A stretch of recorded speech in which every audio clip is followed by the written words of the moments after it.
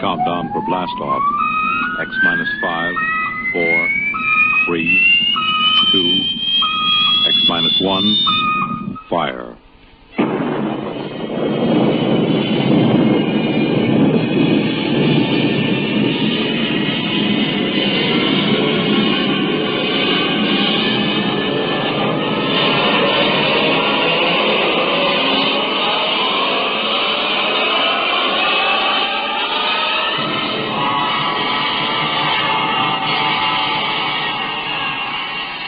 From the far horizons of the unknown come transcribed tales of new dimensions in time and space. These are stories of the future, adventures in which you'll live in a million, could be years, on 1,000 maybe worlds. The National Broadcasting Company presents X minus 1.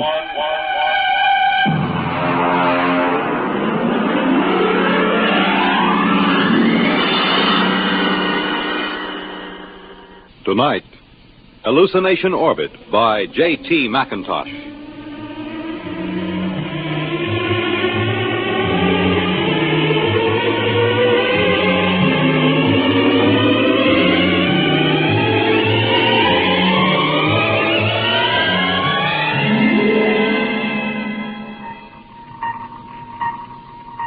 Mr. Chaka. Sir?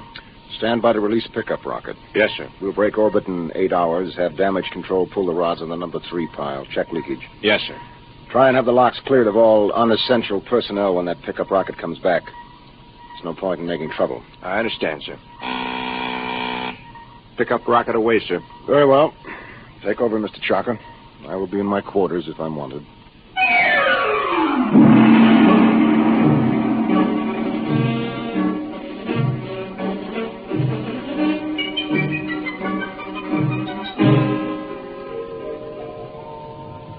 Well, now then, Mr. Danbury, make yourself comfortable. Why, thank you, Captain. You care for a drink?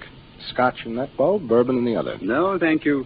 I can't get quite used to squirting liquor from a rubber bulb as if I were oiling a bearing. Well, you'd have a devil of a time pouring from a bottle in free fall. Well, how are you enjoying your trip? It's very interesting. It's very nice of you to give me a lift.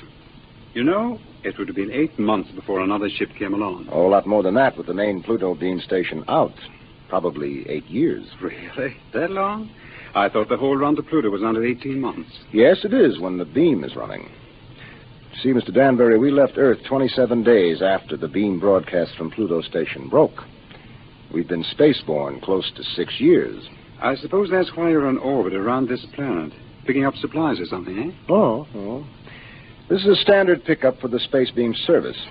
We sent a rocket down to take off a man who's been the only inhabitant of this planet for a little over 2 years. Well, I expect he'll be glad to see you. Well, there's no telling. I know I would. After 2 years of duty, Mr. Danbury, you might not know anything. Oh, psychiatric troubles? Solitosis. It's from the Latin, solace, alone.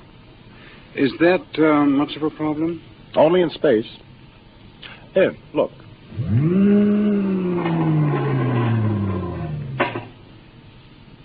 Look through that port. Seems empty. It is. It's empty of horizon, sky, sunlight, ground. It's empty of time. It's empty of people. You can't live in it too long without something happening. I see. But surely people have been alone before spaceflight. Oh, yes, but they have been on the same world with other people. And that seems to make a difference. You take a hermit on Earth, he may spend his life trying to escape civilization. Put him on a deserted world, he turns psychotic. Is there a cure? Oh, sure. Put him back with people. At least about 40 people. That seems to be the critical number. See, I have 48 in this ship's complement. I could run her with about 18. But if I tried to, I'd have psychos on my hands 6 months after blastoff. But then every one of these men on the beam stations, they're all alone, aren't they? That's right. Well, then they must get it. They do. It wouldn't pay to leave more than 40 men on a space station. And less than 40 is too dangerous. Solitosis can be homicidal. So they leave one man. Now, he gets it all right. But you can snap him out of it just by taking him back to Earth. That's why I like to have as few people as possible around when the pickup ship comes back. It can be pretty unpleasant. What are they like? How does it affect them? Well, so far I have picked up about 28 space station officers. I've seen 28 different sets of symptoms. I wouldn't want the job of getting those guys out of their stations and into that pickup rocket. Captain here. Pickup rocket. Signaling, sir. All right, Mr. Chalker, prepare to receive the pickup. Alert the psychiatric staff, and I'll be right there. Would you care to see them bring him in, Mr. Danbury? You're welcome if you have a strong stomach. I don't think so, thank you. All right. Mr. Chalker, as soon as the rocket is secured, make a trajectory for the next station. Yes, sir. That's Pluto Station 3. Carry on. Oh. Pluto Station 3. That will be a hummy of a job. He has been on that lump of rock all by himself for close to 6.5 years.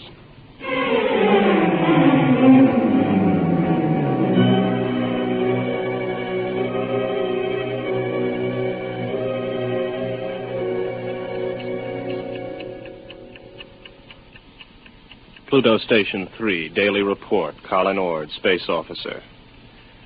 Everything is in fine shape. Through my port, I can see Mars, Earth, Saturn, Mercury. That little devil, he's hiding behind the sun. He's been quite furtive lately. Why I'm required to record this report every day escapes me, because it's quite obvious to any empty-headed brass hat at the central office that not a word of this has been worth the tape it's been recorded on for the last 5.5 years. But if it amuses you gentlemen to hear me wander, after all, you are paying for the tape. Oh, which gives me a fine thought. I'm going to set the pickups through the whole station and leave the tape running. That'll give you a daily report all day, so keep on listening. Right now, I have the distinct impression that Earth is winking at me. A rather suggestive, lewd wink. It helps to see the planets, doesn't it? Oh, I thought you were reading. I was. You know, if you hadn't been able to see the planets, you would have been a straitjacket case long ago. Well, who knows I'm not one now? You don't, anyway. Well, I think that so long as you talk sanely about madness, you can't be so far gone. It's out there somewhere, isn't it? The rescue ship. Somewhere. How long now, Colin? Where could they be now if they started whenever the beam failed? I haven't worked it out since the last time you asked, but they could be very close. Well, if the beam hadn't failed, they would have been here long ago, wouldn't they? Oh, sure. 11 months with the beam, over 6 years without it. Well, anyway, that triple times 6 years' pay adds up to quite a pile. You'll be set up for life when you get back to Earth, won't you? And at 29. I'll be rotten with money. Oh, well. It's been nice knowing you.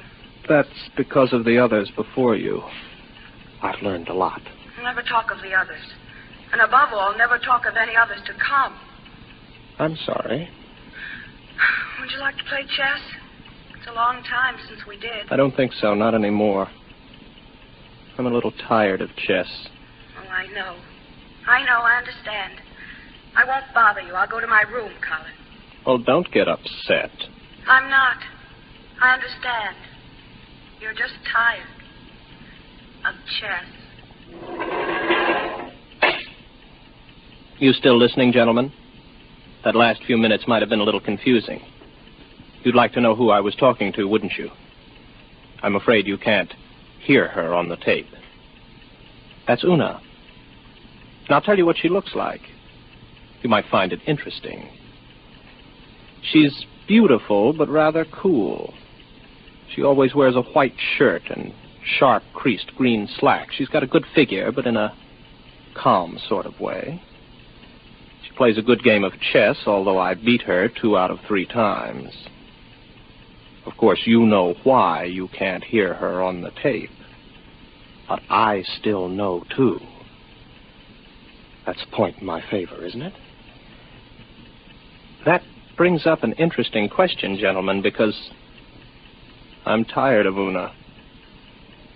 I'm beginning to find her a long, cool, slightly unappealing bore. My problem is how to get rid of her.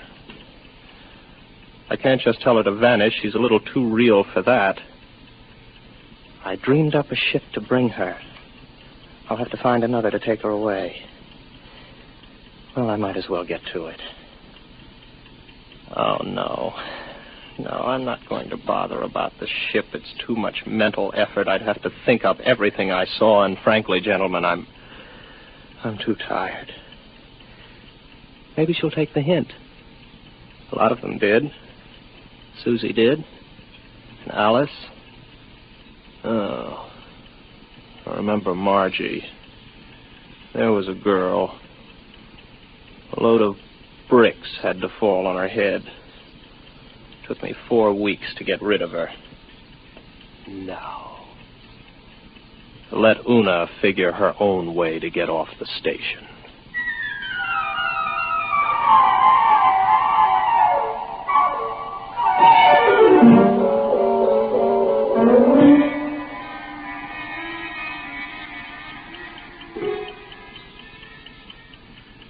Well, she's gone. I thought she might. Her ship's gone, too. Well, all in all, I don't think Una was really very satisfactory. One of these days I'll start believing in them, and I'll be really gone. Well, if I activate the main screens now, I'll see a ship coming in to land pretty soon. Every once in a while I have a thought that when the ship really comes, I'll think it's make-believe. Yes, there it is. A small ship curving in for a landing. I suppose I could check on the detectors. I know they register anybody within 100,000 miles, but I don't bother checking them anymore because someday the moment will come when I check the detectors. And I'll see just what I want to see. Well, the ship's coming in for a landing now. I'll go out to meet it. I'm rather interested to find out what the explanation will be for the girl. Naturally, it will be a girl.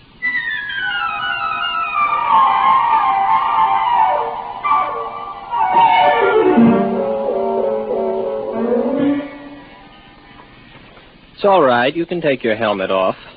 The air's all right in here. You must be Baker. Oh, good heavens, no. Baker was before me here. You can't be one of his dreams 7 years late. I'm Ord, Colin Ord. Before we go any further, just how does solitosis affect you? Well, that's new. None of them ever asked that before. It makes me see things that aren't there. And you know there's nothing there? Sometimes. Do you know I'm here? I'm making a point of not wondering about it. Well, one thing you can be sure of. This. Do you see this? This is a gun. I just want you to know I'm not heaven's little gift to lonely space station officers. Is that clear? Oh, yes. Yes. What's your name? Elsa Cotterline. You want to know why I'm here, of course. Not particularly. What? Well, that's always the weakest part of the story. I don't like to press it. Why don't you, take off your space suit? I'll tell you why, just the same. I killed a man. Why and how doesn't matter. I had access to an experimental ship. I thought if I disappeared for about 2 years... Oh, please don't labor over it. I'm not asking questions. Why not? Well, when we get around to it, I would be interested in the story you can concoct for being dressed like the cover of a magazine story in rather minimal clothing. It's been years since I thought up anything like that. You must be a throwback. What are you talking about? You know, you're going to have a tough time with that gun when you get tired of holding it. It's a heavy gun. How long do you think it'll be before I take it from you? After all, you have to sleep. There's no door in the station you can lock that I can't get in. I know. I just wanted to make sure you weren't violent. I think I can get on with you, Ord. Yes, I see. The question is, my dear, whether you're real or not. Well, don't I look real? Oh, yes, but that doesn't prove anything. As a matter of fact, the realer you look, the worse off I might be. But then there still is the remote possibility that you might actually have killed someone and decided to hide out on a space station. Shall I tell you something else, Elsa? What? I'm suddenly tired of the whole business. Breathes there a man with soul so dead, I'm sure you know the rest of it. I would suddenly like to have enough people around me so that I could be sane. I would like to find women as part of life instead of having them pop up here from the depths of my rather pornographic subconscious. But you've shaken me, Elsa. 24 hours ago, I was congratulating myself that salatosis hadn't really gotten me. But now I don't know. Just don't try anything funny, or you'll find out whether I'm real. The hard way. Any way is the hard way. First, I'll go out and have a look at your ship.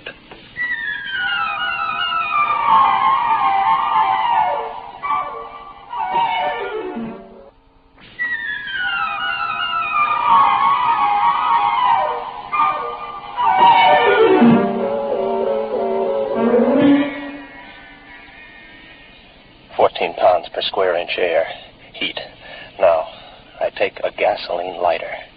There, the flame lights. But on the other hand, if there was no lighter and I see it, I could also see it burn when there isn't any air. As a matter of fact, how do I know that I can read a meter for air pressure?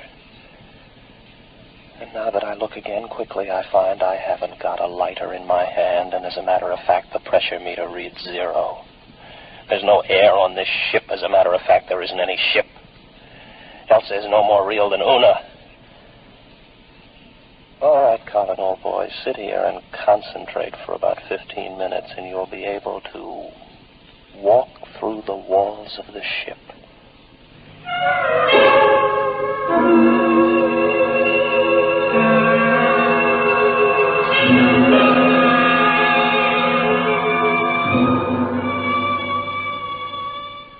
Well, what did you find out there?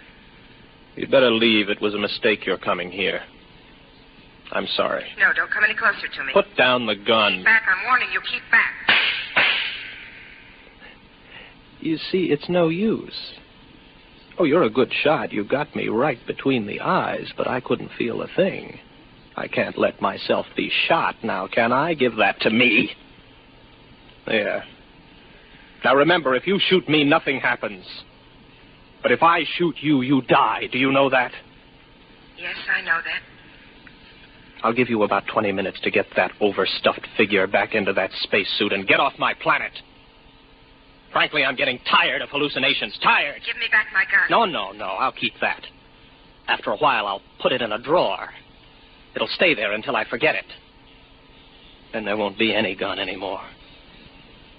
From now on, my overblown figment, there will be no more Elsas or Susies or Margies. I am not going to give in to salatosis.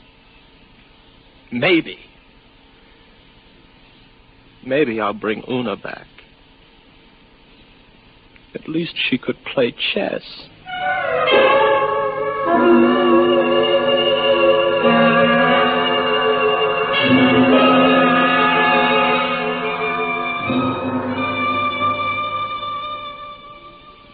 Pluto Station 3, Daily Report, Colin Ord, Space Officer. Gentlemen, I have successfully fought off salatosis for 2 days, and I have been alone. However, I'm afraid I'll lose as I watch my main scope now. I see a ship coming in again. I wonder what this one will be like. It's a launch from a larger spaceship. Maybe a lifeboat.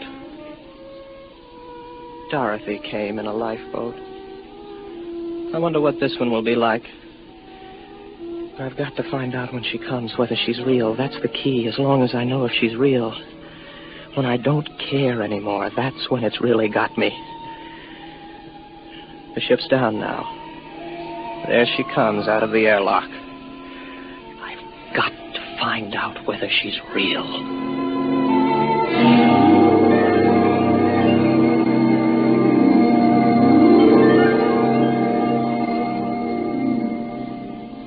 Colin Ord. That's right. I'm Dr. Lynn of 4-Star Line. Marilyn Lynn. Oh, very pretty. Are you going to tell me your story now, or do I have to wait? I'm not going to tell you anything till I've found out a little more about you. Well, you're an improvement on the last one. At least you're young and beautiful, and you're not fantastic, and you look intelligent. What do you mean? Don't worry about me. I see things that aren't there, particularly people. Oh, so you don't believe I'm here? Would you, if you were me? Do you know I'm not here? No, that comes with time. At least it always has so far. You mean you've always proved to yourself that your visitors were mere fantasy? With a struggle. Interesting. Controlled solitosis. I never heard of it before. It's a pleasure to meet you, Mr. Ord. No, that doesn't make you real. They all say that. Why should I want to make you accept me as real? I don't know. But they all do. When will you know? Oh, I can't say. Maybe in 5 minutes. Maybe not for hours. How do you do it?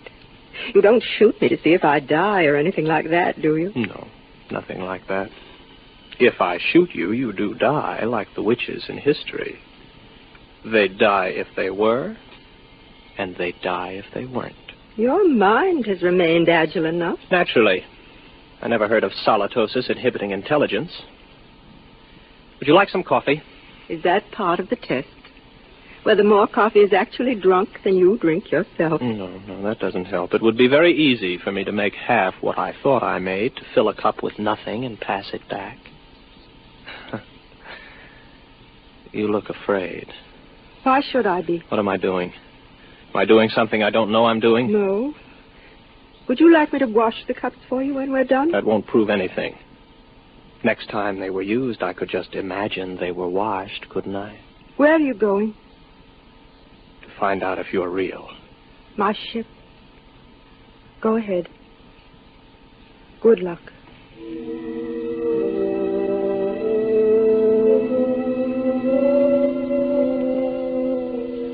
What's she afraid about? Something I said. None of the others were really afraid of me. I can't tell yet. Nothing's happened. The meters all read 15 pounds to the square inch air pressure, but that's no good. I can't tell if I'm reading them at all. Oh. Well, the wall's solid enough. My hand hurts.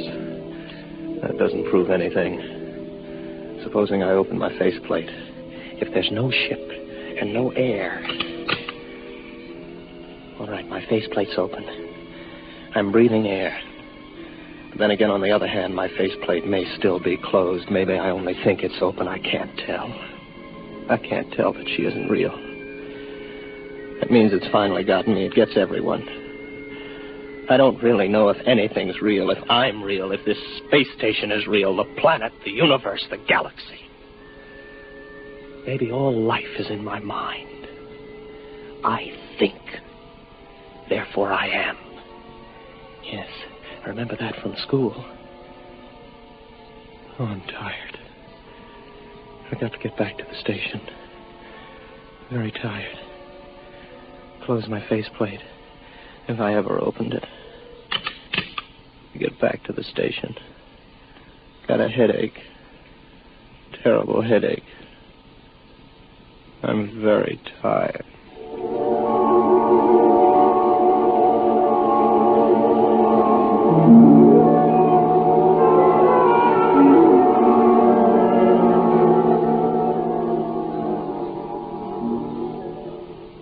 Are you all right now? Here, drink this. What happened? You came in the station lock and passed out. How long have I been out? About 24 hours. You're a very sick man, Mr. Ord. Reality. Very important thing, isn't it? It's the most important thing there is to learn. Merely to you. Solitosis naturally affects what matters most to the individual, but we needn't talk about that. But I know now. You're not real. You can't be, even though I feel you are. How did you decide that? I couldn't prove you weren't, not on your ship. I'm too far gone to figure out any test that'll work. But if you are real, Then how did you avoid solitosis? The only way there is. There are 48 men and women in the relief ship that's in orbit around your planet right now. I came down in the pickup rocket. We have well above the critical number of people. I keep rational by knowing they're up there in the orbit, and as soon as I'm ready, I'll take you back up there. Well, I suppose I can wait. I don't really care if you're real or not anymore. I know. It'll take a long while before you care. You sound sad. What's the matter? It's the way you look at me. What do you mean? What do you see when you look at me? Well, you're strong. Sort of quietly beautiful. About my age. You're wearing a tunic and slacks. And you don't have a wedding ring. I noticed that. That's what I thought you saw. I'm real, but not your picture of me. I'm a doctor, Mr. Ord. All first contacts with station officers are made by trained psychiatrists. I'm a doctor. And I was a girl once. But that was 40 years ago. I'm 66. You can't be. Oh, yes. It was very nice to be a girl again.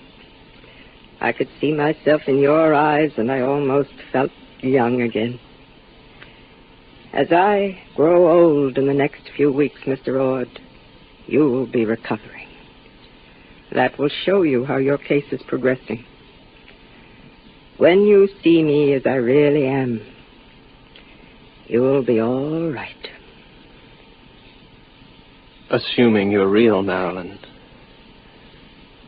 it really must take something to come down alone to see one of us. I think I see you now, as you really are.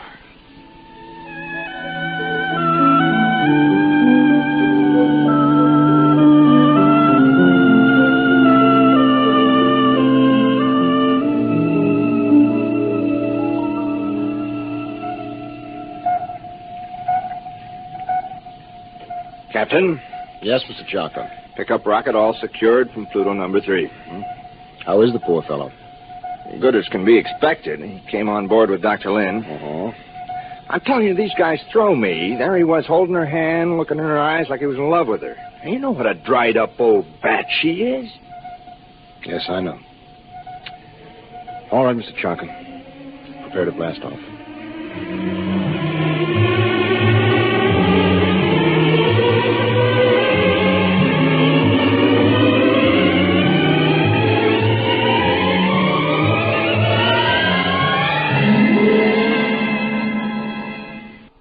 Tonight, by transcription, X-1 has brought you Hallucination Orbit, a story written by J.T. MacIntosh and adapted for radio by Ernest Kinoy.